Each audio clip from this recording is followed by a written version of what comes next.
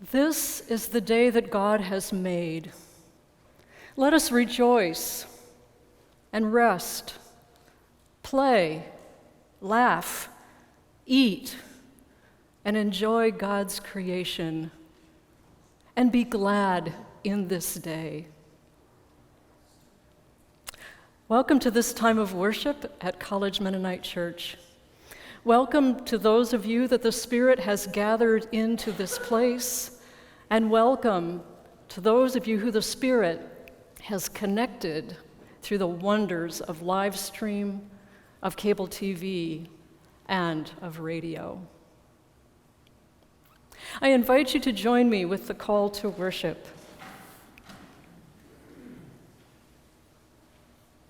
Come, children of God, Vengen.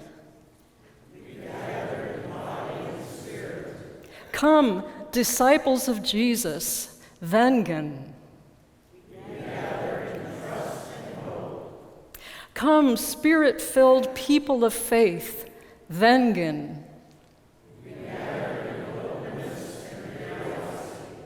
Come, College Mennonite Church, Vengen. El Cuerpo de Cristo. Join me in prayer. Everlasting God, in whom we live and move and have our being, you have made us for yourself so that our hearts are restless until they find rest in you. Open our hearts, minds, and spirits to your presence that we may know your grace and feel your peace. Send your Spirit to sing and pray in us so that our love for you and for each other may grow deep and wide. We pray in the name of Jesus. Amen. I invite you to stand in spirit and or body to sing together, Come, Let Us All Unite and Sing number 7 in voices together.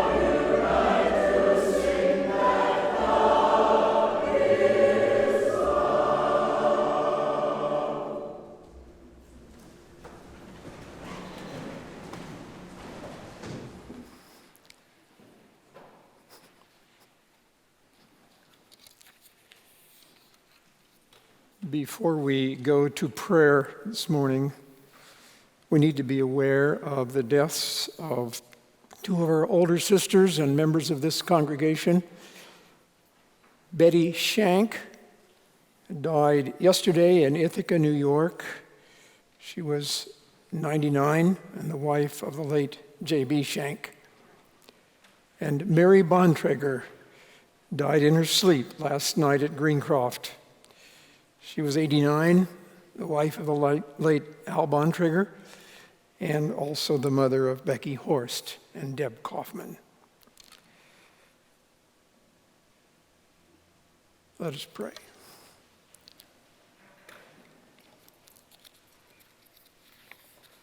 O God, you are great and greatly to be praised. Your greatness is beyond all understanding. Yet, in this vast universe, on this tiny planet, in this little place, you meet us as we gather. How can it be? With our limited understanding, we know it is because of your infinite love revealed in Jesus Christ. In him you gather us mortals and all things into your eternal self. Blessed be your name. So once again, we gather as your children before you. Your good and perfect gifts are more than all we can ask or imagine. Your kingdom of liberation and peace and justice, the forgiveness of sin, the Holy Spirit, the hope of the resurrection, this fellowship, the gifts of the Spirit, human love, eternal life. Thanks be to you, O God. In our worship, help us to glorify you and you alone. Create in us clean hearts. Teach us your truth so that we may walk in your ways.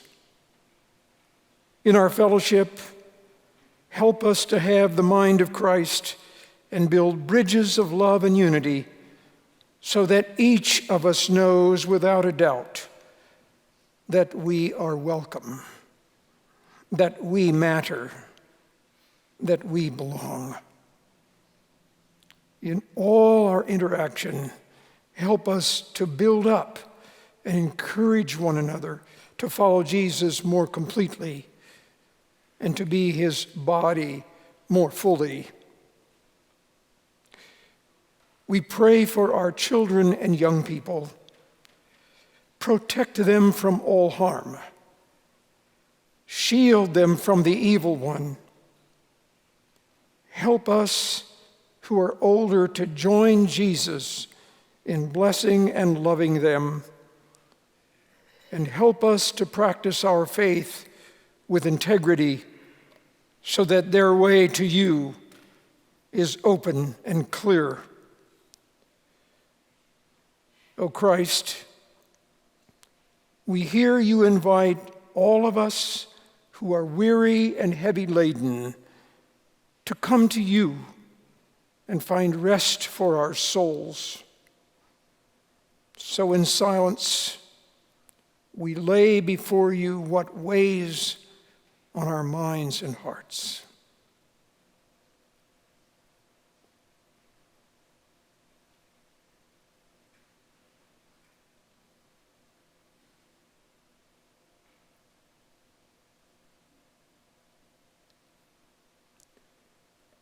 Grant us trust as we wait for your healing touch, your words of forgiveness, of hope, of guidance. We hold to you these among us who are on our hearts. We thank you for the lives and witness of Betty Shank and Mary Bontrager. We pray for your comfort and guidance for their families, and especially for Becky and Deb during their grieving.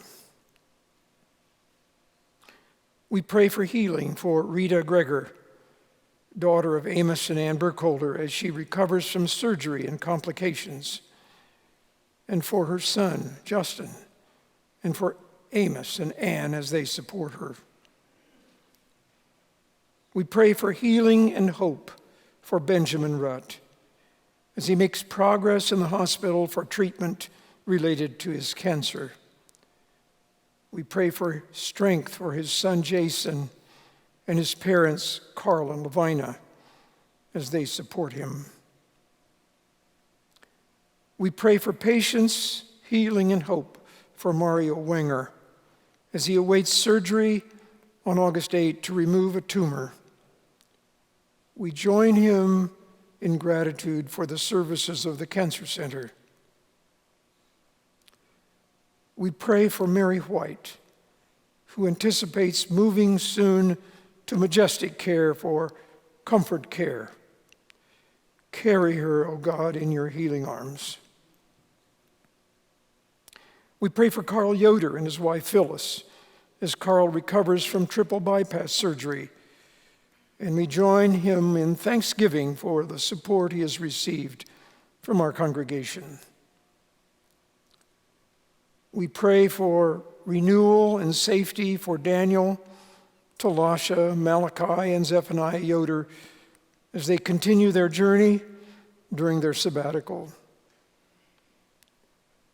We pray for strength and wisdom for Pastor Gladier Dalton and our sister church, Faith Temple Church of God in New Orleans, and for healing for a member of the congregation. We pray for others who are on our hearts today.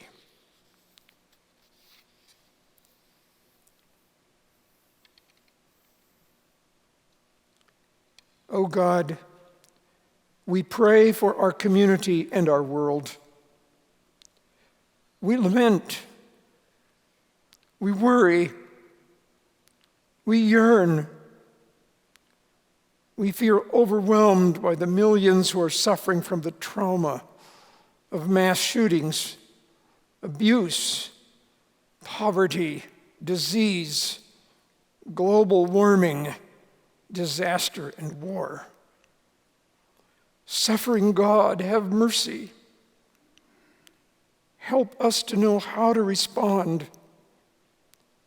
Save us from an overwhelming sense of powerlessness. Help us keep our eyes on the crucified and risen Christ. And save us from being distracted by the sins of others. Give us the courage to attend to our own growth and need for repentance. Grant us wisdom and initiative to care for your creation. Enlighten the consciences of those in positions of power to act with compassion and mercy. And empower us to minister healing and justice to one another, to our neighbors, to those who have been displaced, who are coming to us. By the power of your Spirit, enable us to fulfill our call and commission to be a community of Jesus Christ, empowered by your Spirit, experiencing and extending your love and justice. We pray this in the strong name of Jesus. Amen.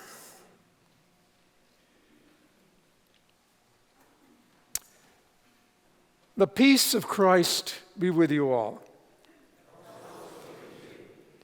You extend the peace of Christ to one another in the ways that feel most comfortable to you. And as we do so, we invite the children and family to come to the circle.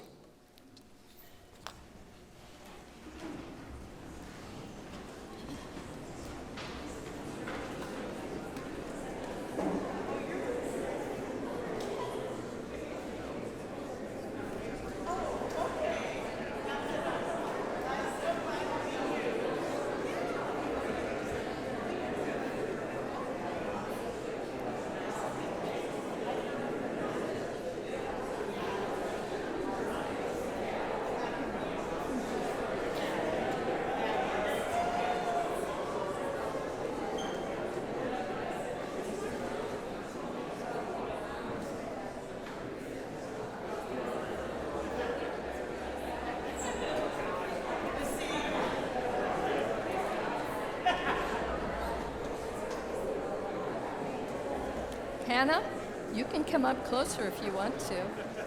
Hi. You can come right up here.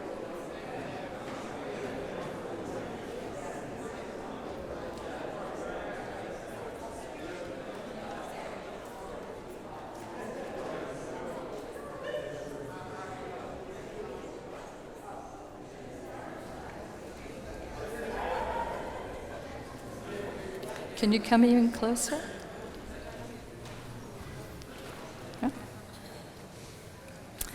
I brought a friend with me today to help us with the children's time. This is Brownie the bear. But Brownie has a problem. Can you figure out what it is?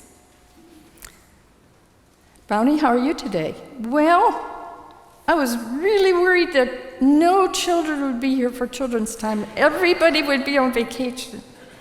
But there is somebody here. Hi. I'm glad you're here. Oh, do I look okay? Is my fur okay? Did I dribble any honey on me at breakfast? I would be so embarrassed if I had honey on me in front of all these people. I have never seen so many people. What if I say the wrong word? What if I look stupid? Oh, and what if my tummy starts to growl? What if this little girl thinks I'm a fierce bear? I'm going back. Okay, what was Brownie's problem? He was afraid, wasn't he? He was worried about lots of things. In our Bible passage today, Jesus talks about worrying and not worrying. Jesus says, look at the birds. They don't plant gardens, they don't plant fields, they don't harvest crops, but they still have food to eat. God takes care of them. And Jesus said, look at the lilies of the field, the wild flowers. They don't spin thread, they don't sew clothes, but their clothes are more beautiful than the clothes of King Solomon, that rich king in the Bible. Jesus said instead of worrying about things like that, we should focus on what God's doing in the world, spreading peace and justice and hope and love. And if we focus on those things, God will take care of us. Do you know the song, He's Got the Whole World in His Hands?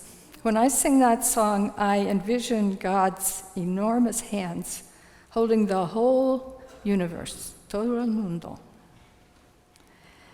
And sometimes when I start worrying about people or situations that I'm afraid of or that I'm confused about, I like to pray holding my hands like this. And I imagine that situation or that person being held in God's big, loving hands. In the past month or so, I've been praying for my mom a lot like that. And 10 days ago, when she had a really bad fall, I envisioned her in God's big hands, and love and healing and peace flowing over her. And finally, last night, that prayer was answered. But I wonder what you all worry about. Can you hold your hands like this and think about a person that you're worried about, or a situation or a conflict or trouble that keeps you up at night, that makes you anxious? And let's bring those concerns to God. God, thank you for Jesus' teaching about worry. Thank you that we can trust in you, that your love and your provision are much stronger than our fear could ever be. Thank you that you are holding each one here and each one watching in your big hands. Amen. Okay. You can go back to your families now. Thank you, Becky. Let's respond to the children's time with number 618, Sometimes a Light Surprises. Number 618.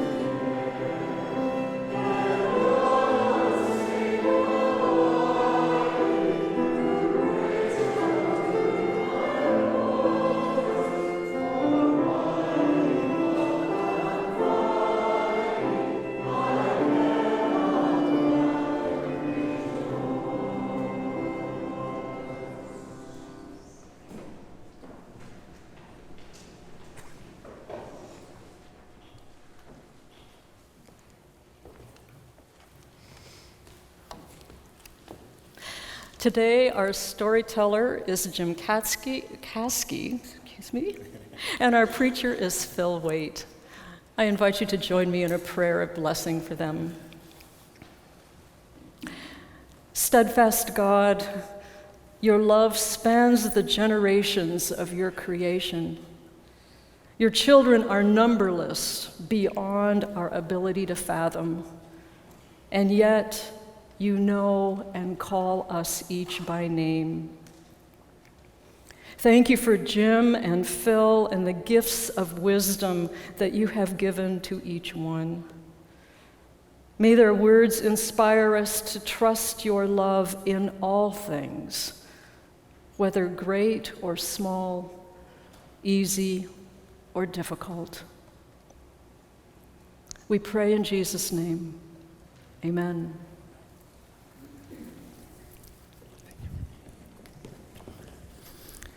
Good morning. I think Brownie Bear was talking to me. And if you told your story sometime this week, make sure, as the slide said, to put a rock on our Ebenezer. It's great joy that I share a very important story in my own faith development, And it's not just my story, it's my family's story, but most importantly, it's God's story. I was raised in a warm, loving, safe Christian home in the community of Bluffton, Ohio. My parents were both educators. My mom, a public school music teacher, and my dad, a college professor. I grew up going to church conferences, faculty meetings, retreats, Camp Friedenswald as a young person, and then all the way up that I even worked there between high school and college. My friends were the same friends at church, school, and college. In fact, early on in my Friedenswald experience, I remember earnestly singing Cool My Eye, which I didn't understand why we were singing that, but it was Kumbaya. But I thought it was Cool My Eye. So even now when I sing it, I think of that ice cube on my eye. I decided to expand my world by going to Goshen College because of the SST program. And it was a big deal for me because Goshen had a McDonald's. Just one at that time, but Bluffton didn't. And I was the only one in my class to go to school here, but I quickly fit in very well because I made a lot of friends, and a lot of them that were Bethany students right down the street. I was studying to be a teacher because that's what I knew. But as I got into it, I didn't know what I wanted to teach. And I got great counsel that said, well, what's your interest? Follow your interests. Well, my interest was art, but I didn't want to teach art.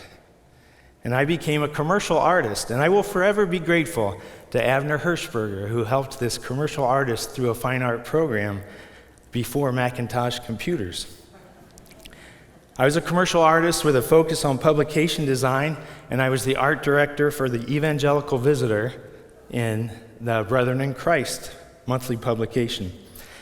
And in the clearest example that I'm an overachiever, I convinced Lisa Yoder from Indianapolis to marry me. And while we were deciding where we would live to start this new life together, she was from Indianapolis. The only time she was not in Indianapolis was when she was here at Goshen College. And I thought, Goshen, Indianapolis, another opportunity to expand my horizons. The Colts had just moved there from Baltimore. She was in arts administration working downtown at Indiana Repertory Theater. So we decided to start our life together in Indianapolis. I joined a larger company and soon found myself in sales, making more money than both my parents combined.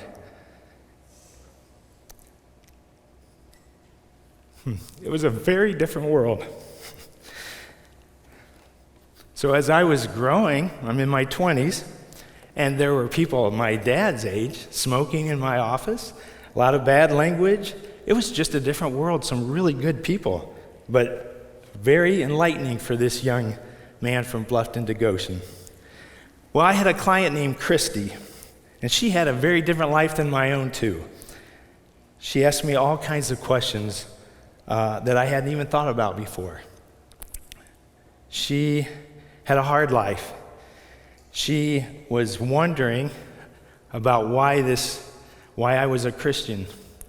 She asked me questions like, did I have what seemed to her to be a perfect life because I was a Christian? Or was it just easy for me to be a Christian because I didn't have any problems? We talked about struggles with alcohol, drug abuse, complicated relationships, estrangement from her family. Christy was a very spiritual person, but it was mingled with other things I never considered. She was not a Christian. She believed a friendly ghost co-inhabited her house, along with a serious passion for cats, lots of cats. During that time, my mother died of pancreatic cancer at 54 years old. I was 29, and Christy saw me turn to God for the peace that transcends understanding. I asked for it, I got it. It was an amazing opportunity for me as my faith developed. I would take her to lunch, and sometimes we would talk for hours. Now, this is a long time ago, so it was very cool that I had a cell phone in my car, and it was $2 a minute. And so my bills sometimes would be really high, and I admit that sometimes I didn't take the call when I saw that it was her. The silver lining you get from such an experience as losing a parent when you're 29 is learning what is most important in life at an early age. Christy was a loyal client, and I worked with her at 2 different agencies, but eventually she went to another agency that wasn't mine as a client. So I lost touch. I loved my work. I was an expert during a major shift in the graphic arts world. The introduction of the Apple computer came. It changed the landscape for typographers, airbrush artists, printers, and it introduced the World Wide Web.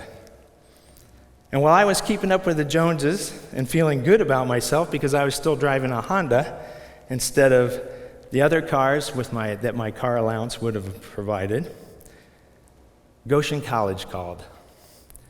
And to make a long story short, Lisa and I decided to open the door to the possibility of leaving Indianapolis. Lisa was taking a break from teaching because of our 2 small kids, so we were a single income home. We understood the salary would be lower, but we set a limit of how low we could go.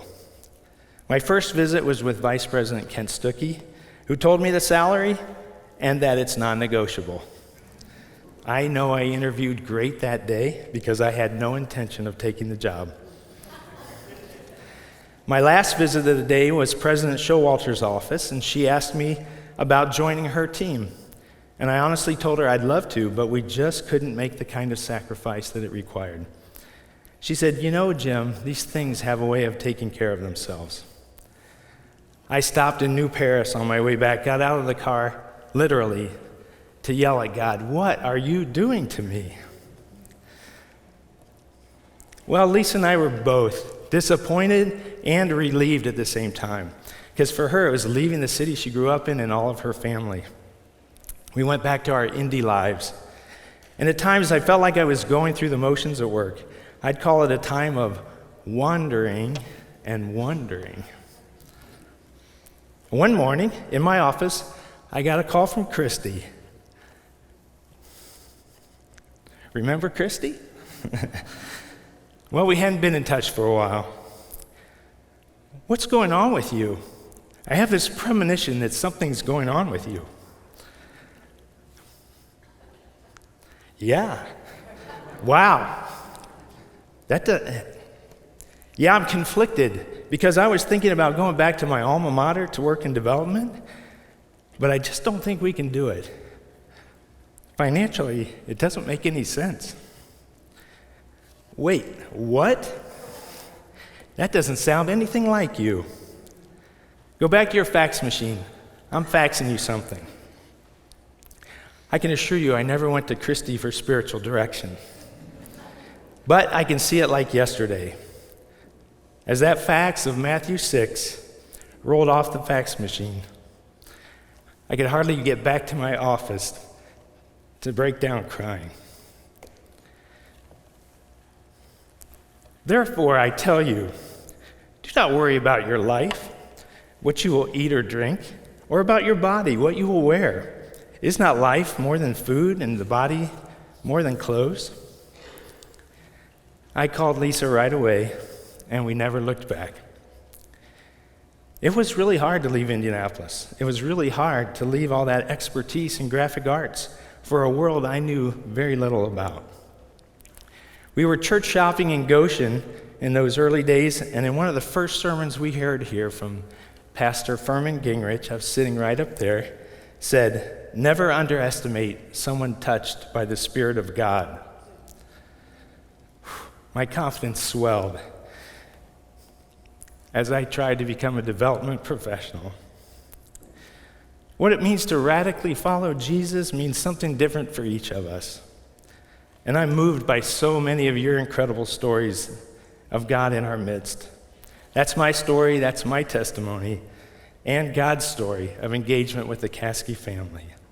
So here I raise my Ebenezer. Here by God's great help I've come.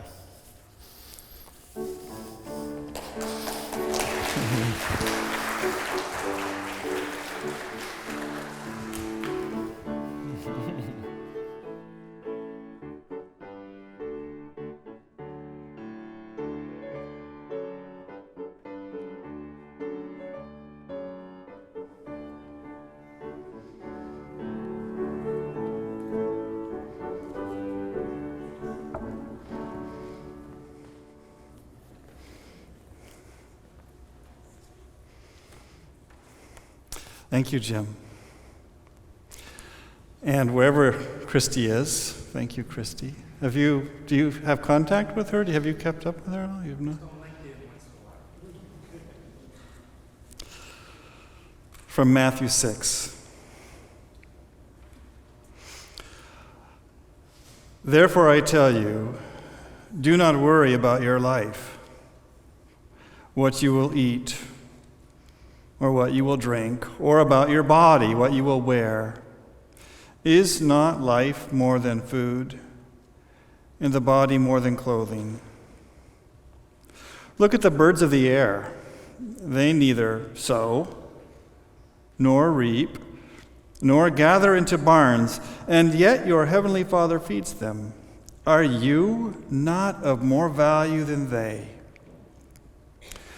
And can any one of you, by worrying, add a single hour to your span of life? And why do you worry about clothing? Consider the lilies of the field, how they grow. They neither toil nor spin. Yet I tell you, even Solomon in all his glory was not clothed like one of these. But if God so clothes the grass of the field, which is alive today and tomorrow is thrown into the oven, will he not much more clothe you, you of little faith? Therefore do not worry, saying, what will we eat, or what will we drink, or what will we wear? For it is the Gentiles who strive for all these things. And indeed, your heavenly Father knows that you need all these things. But strive first for the kingdom of God and his righteousness, and all these things will be given to you as well. The word of the Lord.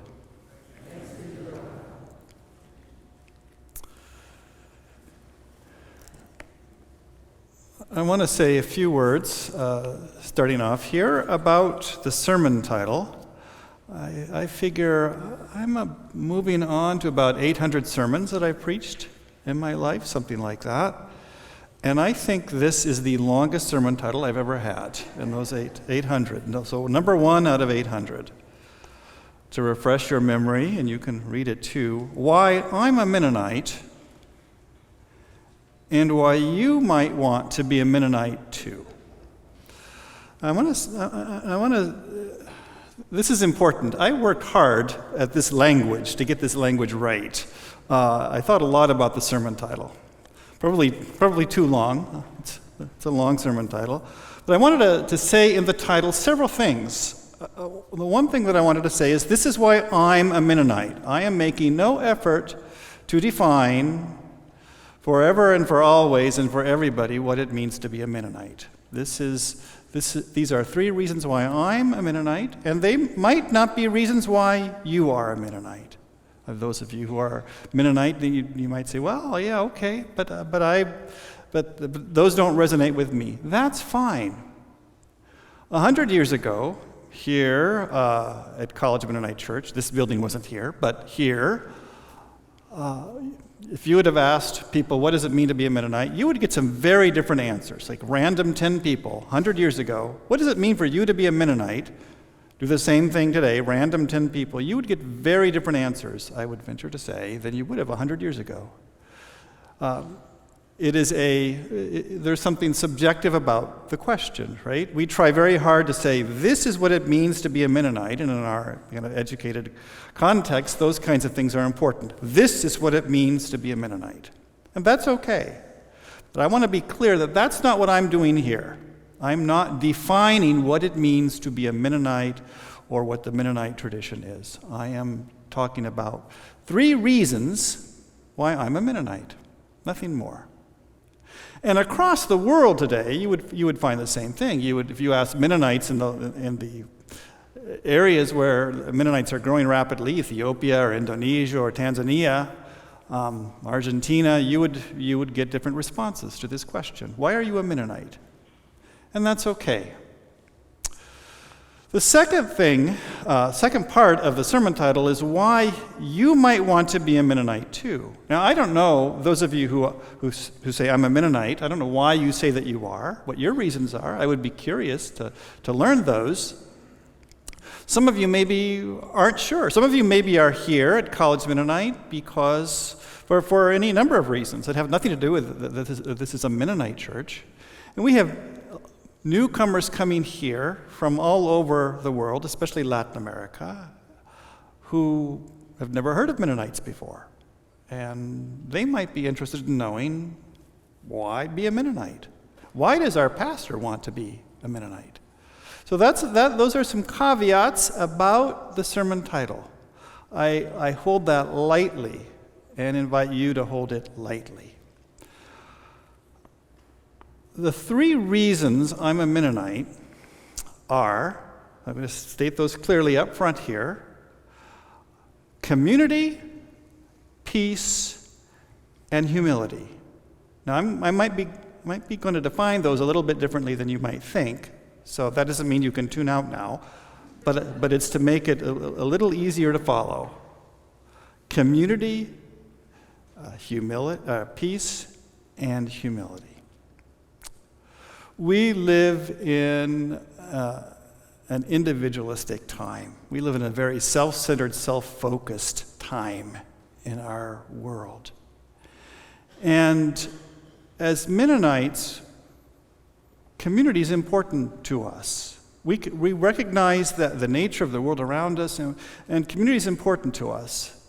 I think there was a time when I was preaching some years ago, and I asked the question, what is, for Christians, what is the primary social unit? What is our primary social unit as Christians?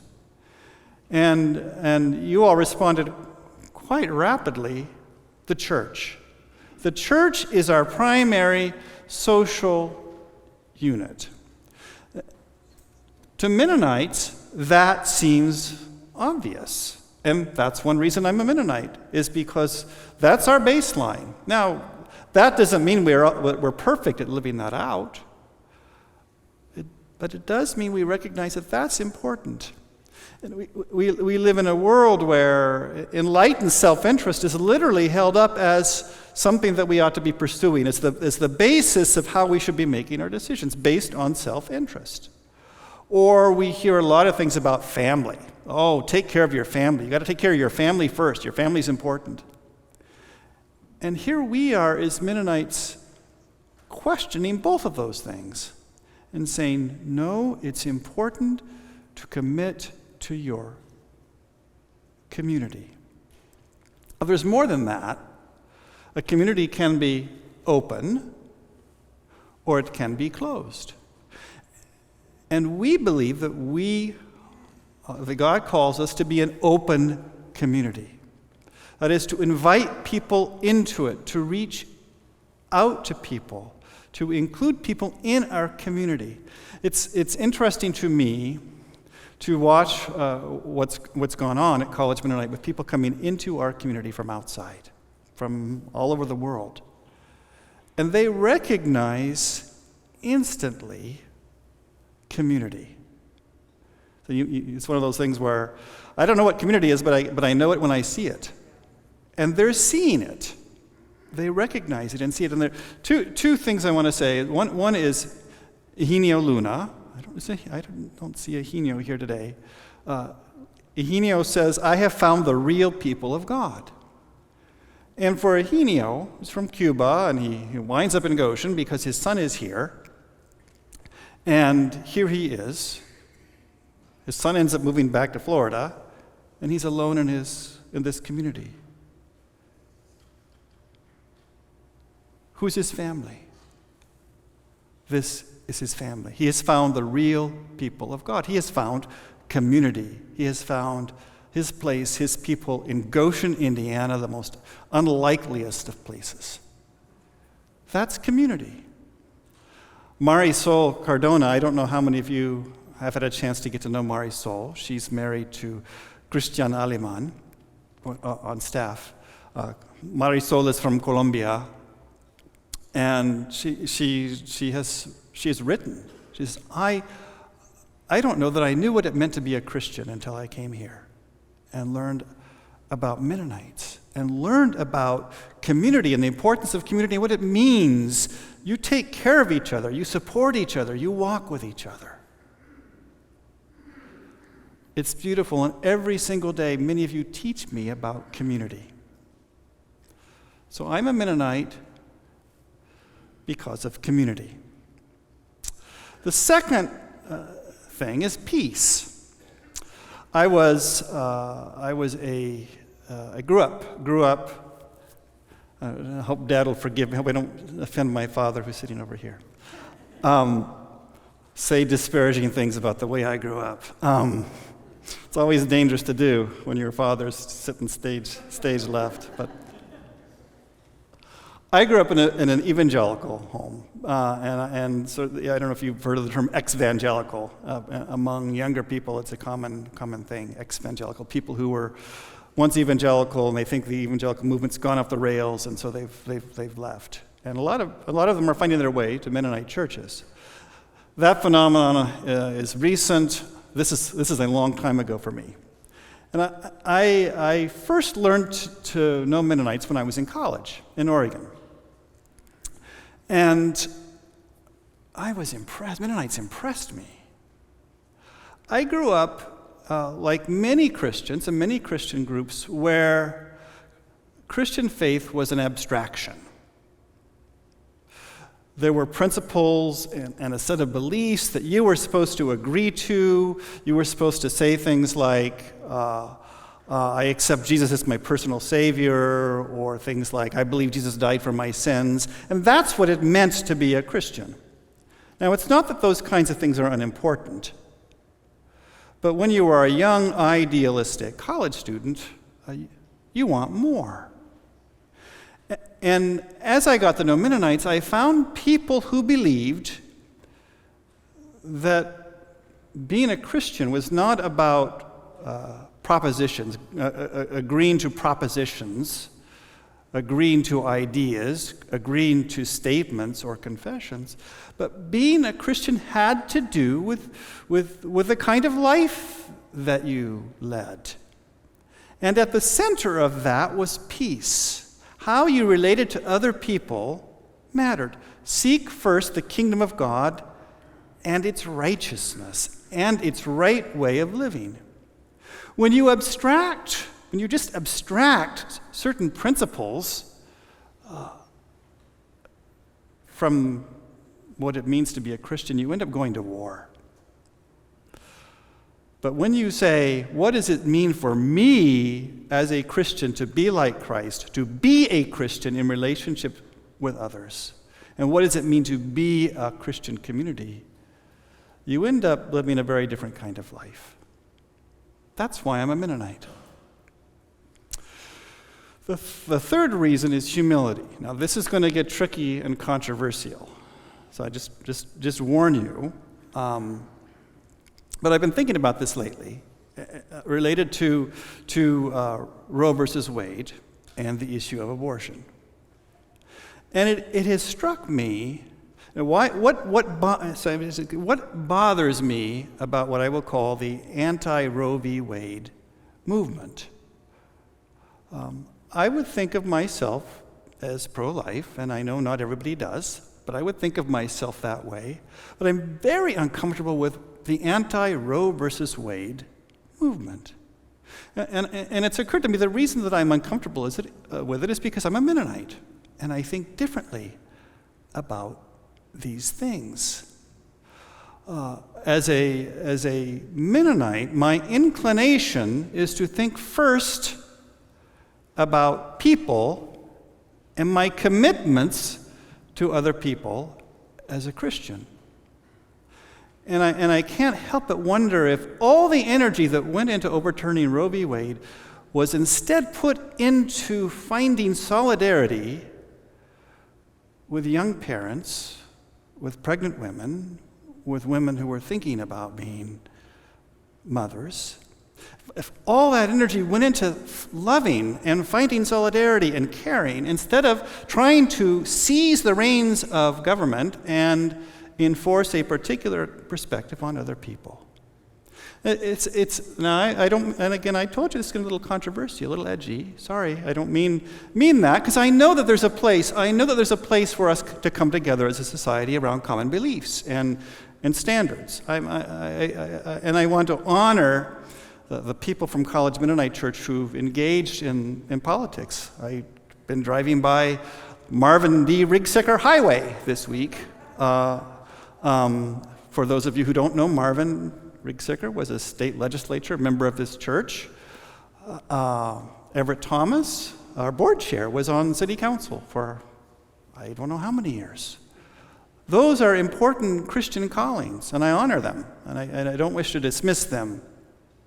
But there's something about seeking to be in solidarity with people who are vulnerable, people in need, loving and caring, rather than trying to seize reins of power to force a particular vision of society onto other people.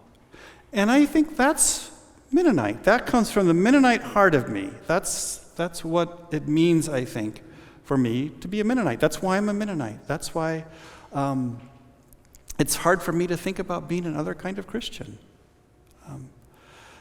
So I hold that lightly, and I call that humility, that resistance to seizing the reins of temporal power and enforcing a social vision on other people. I want to close with a story. And I've told this story before, and it brings together, I think, these things about why I'm a Mennonite, and it brings with the text, with that wonderful text, Matthew 6, which is one of my favorites. And I think I've told this story before, but I don't remember, and I'm not going to worry about it too much, because I think it's a great story. When I served in the Philippines, Mennonite Central Committee had me working for an organization called CILDAP.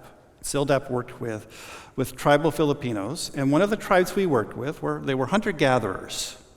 They did not sow, nor reap, nor gather into barns. They were hunter-gatherers. That was what they were. That's how they made their living. And as deforestation and all kinds of incursion on ancestral lands happened, and as they were becoming displaced, that hunter-gatherer way of living no longer worked anymore. They couldn't survive that way. And so they needed to do something different. So our organization comes along and says, we'll teach you to farm. And we had these regular evaluations. Our funder, we had a Swiss funder, Helvitas, which funded our organization, and they made us do all these evaluations. So we had to do this evaluation, and we got together to do our quarterly evaluation, and we said, hey, guess what? We got the Momanwa tribe in Mennonite to be farmers. They plant, they sowed, and they reaped, and we got this bountiful harvest. And we were patting ourselves on the back. This was an achievement. 3 months later, we had our next quarterly evaluation.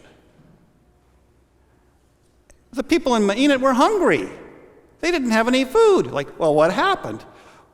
Well, all their neighbors and friends and cousins and so on from other Momanwa villages came, and they were hungry, so they gave the food away.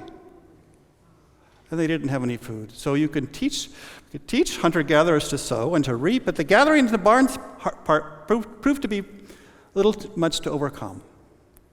As a Mennonite,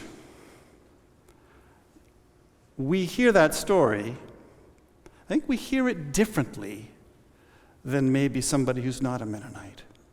I think we hear it in a way that convicts us, in a way that makes us think about ourselves and our own lives and what it means to follow Jesus. We don't see it as a problem to solve. How can we get these people to gather into barns? We are convicted about what it means to be a Christian. There's this wonderful song that I love, and we sang it recently, and it's in, what's the language, Marie? Zulu and English. My Zulu's terrible. But Somandela Yesu, we will follow Jesus. I just love that song. Everywhere he goes, we will follow. That's why I'm a Mennonite.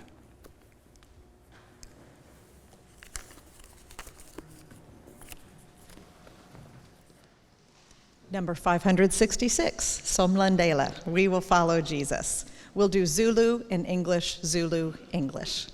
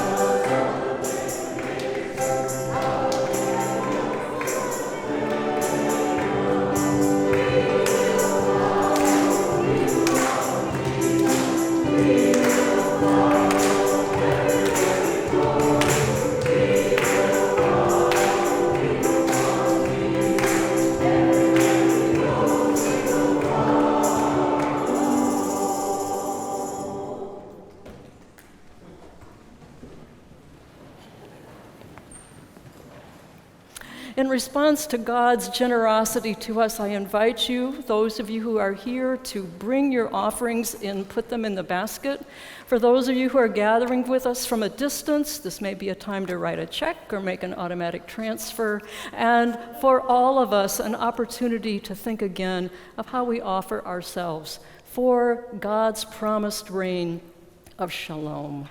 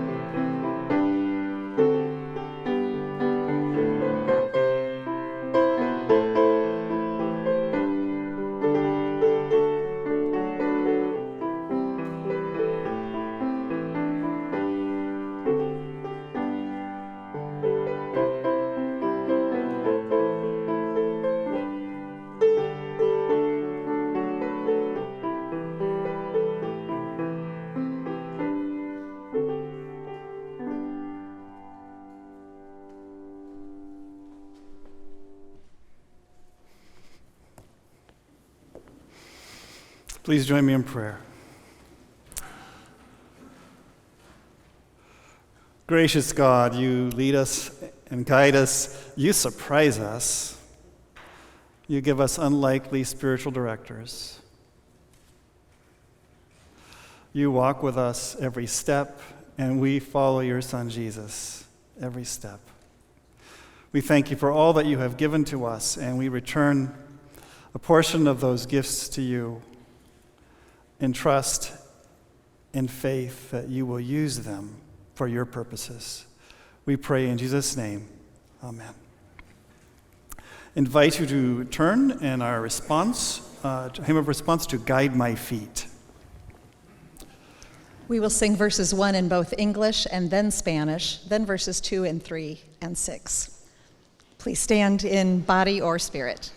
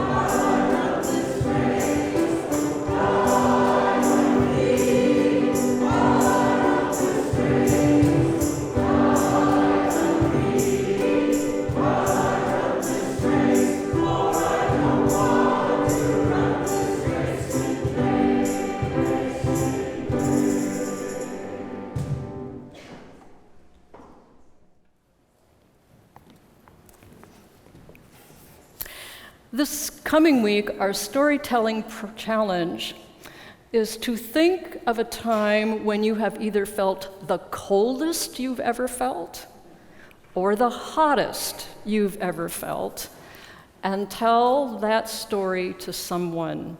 Whether you know that person or not, just tell them that story. And when you have told that story, sometime between now and next Sunday, please add a stone to our larger Ebenezer stone. You have a spoken part during the benediction, and it's very simple. It goes, Amen, praise God. We're going to practice it right now. Here we go. Amen, praise God. That's good. Praise be to God of all creation, from everlasting to everlasting.